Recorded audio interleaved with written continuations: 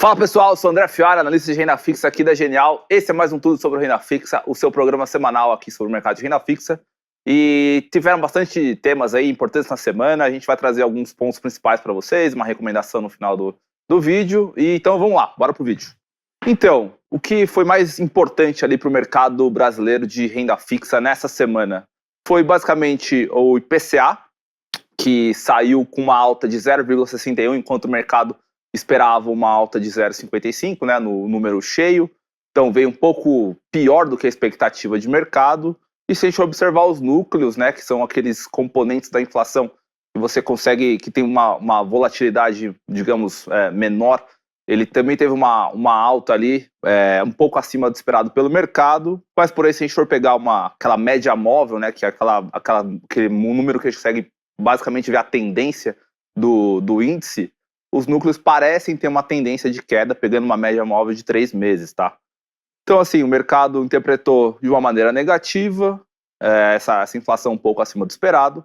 E outro fato bastante importante, né, o que saiu nessa semana, foi a ata do Copom, né, que teve na semana retrasada sobre a decisão do Banco Central teve de manter a Selic em 13,75. E a gente considerou que o comunicado veio até mais, né, a ata veio até mais dura do que o comunicado. Ele ainda, né, ele estimou aquela taxa neutra, né? O que a taxa neutra é a taxa que basicamente iguala o nível de inflação com atividade, desemprego, enfim. Ela era basicamente estimada em 4% e o Banco Central estima que ela é um pouco mais alta. Então, por que isso é ruim? Porque esse 13,75 pode ser que ele não seja tão contracionista para a atividade quanto a gente imaginava há algum tempo atrás, tá?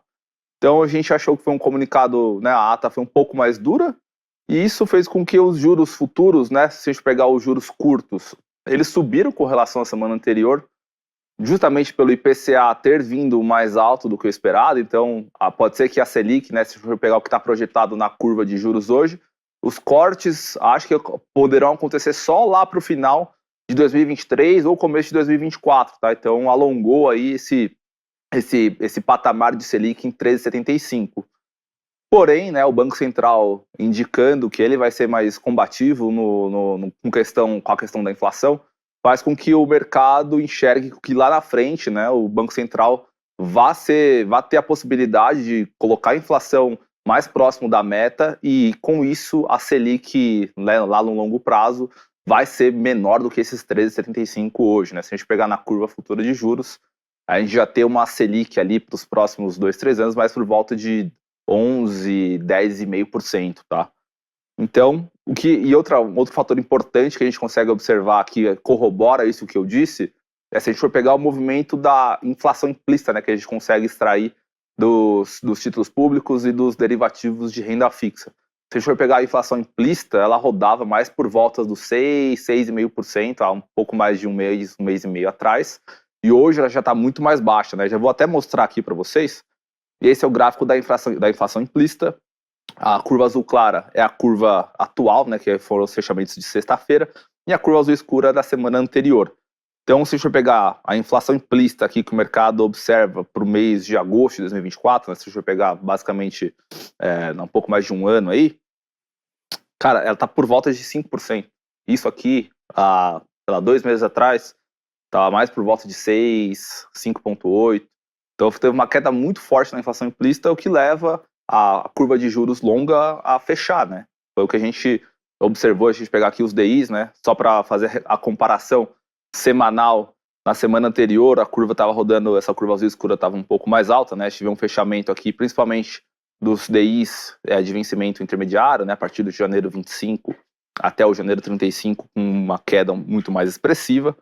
Então a gente viu um deslocamento aí na curva de juros para baixo, né? Então as taxas fecharam com relação à semana anterior. E só para dar uma ideia de retorno, né? Como é que estão os retornos da renda fixa? Nessa semana, os títulos, se a gente pegar o índice da Ambima, que você consegue mensurar com os títulos longos, né? Tanto os títulos indexados ao IPCA quanto aos títulos pré-fixados, ambos tiveram um retorno bem positivo. Os índices indexados ao IPCA tiveram um retorno de mais de 1%, né? O IMAB5+, e o de pré-fixado, o IRFM1, teve um retorno de 0,7%. Então, os retornos na renda fixa no ano, né, se for considerar a partir ali desde janeiro, já estão, né, se pegar os índices de títulos longos, IPCA está mais de 10% no ano. Então é um retorno bem interessante.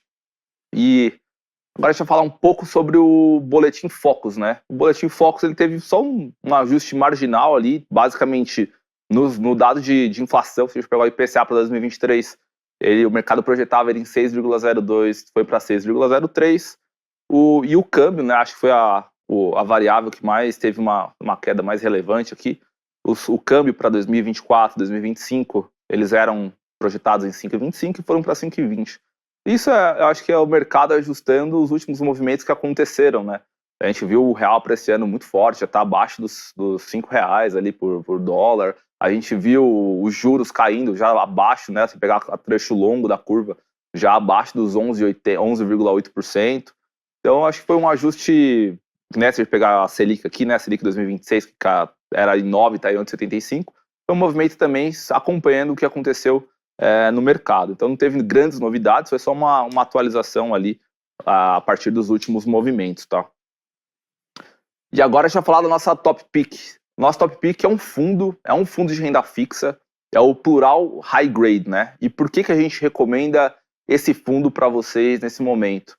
É um fundo que investe basicamente em títulos de crédito, né? Sejam eles CDBs, debêntures, letras financeiras, enfim.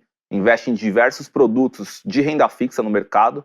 E a gente ainda vê o mercado de renda fixa com um prêmio bastante considerável ali, principalmente nos títulos de crédito privado, né? A gente teve aquele evento, tanto de Americanas quanto de Light, que aumentaram muito os spreads de crédito, né? Os spreads é aquela diferença entre, se for pegar, sei lá, uma NTNB, que vence em 2030, e for pegar uma debenture que vence no mesmo prazo ali em 2030, essa diferença, esse spread, ele aumentou muito depois do evento de Americanas e de Light, e ele fechou bem nas últimas semanas, mas ele ainda tem um prêmio bem relevante que a gente acha que vale a pena correr. Então, investindo nesse fundo que tem uma capacidade de geração de resultado aí bem legal, se a gente pegar o retorno acumulado dos últimos 2 anos, tá batendo o CDI, tá por volta de 110% do CDI. Então a gente acha que é um momento bacana de você investir nesse fundo e conseguir surfar aí esses prêmios que ainda estão bastante elevados, tá? Agora, o que esperar para a semana, né? Acho que o grande evento da semana é o desenho ali do novo arcabouço fiscal que vai sair amanhã, vai ser debatido ali no Congresso. Acho que vale muito a pena a gente olhar os pontos que vão ser destacados pela Câmara, o que vai passar. Isso pode gerar um movimento bem positivo ou não, né? Dependendo do que passar ali na Câmara. A gente também tem na terça-feira a pesquisa mensal do setor de serviços, né, que vem surpreendendo positivamente. O setor de serviços ainda tem uma resiliência bem grande, então acho que é bom a gente acompanhar esse número para ver como é que está a atividade dentro desse setor. E na quarta-feira a gente vai ter a mesma pesquisa, a pesquisa mensal do comércio, tá? Então a gente vai ter a pesquisa mensal do comércio também, que dá um cheiro ali para a atividade econômica. E também, na sexta-feira, o Banco Central vai divulgar o IBCBR do mês de março, e esse IBCBR ele dá também uma proxy de atividade econômica. Então, acho que vai ser uma semana bem focada ali nos dados de atividade para o mercado local. Esse foi tudo sobre renda fixa. Se você gostou, deixe seu like, deixe seu comentário. Acho importante a gente ter essa troca aí. E semana que vem a gente vem com mais um conteúdo para vocês. Um abraço.